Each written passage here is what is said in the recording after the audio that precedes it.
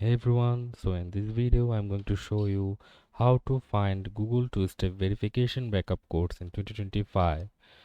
So what is Google two-step verification code? It's some codes that if you have it you can access your Google account without two-step verification with your phone number.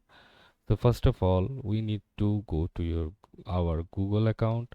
So for that on the browser on the right corner we can see the profile image of ours, and we will click on manage your Google accounts, and after that we'll just look for security option, and after clicking on that we have to scroll down, and as you can see there are there is option like two-step verifications. You have to click on that if you haven't already uh,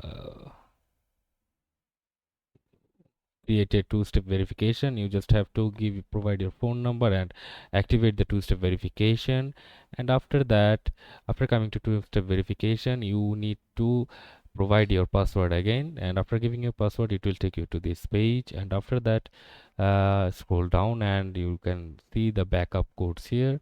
You can just click on that, and as you can see there are backup codes here, and we can use that and log into our uh, email account from here. And that's it guys for this video. That's how you find Google two-step verification backup codes in 2025, and see you on the next video.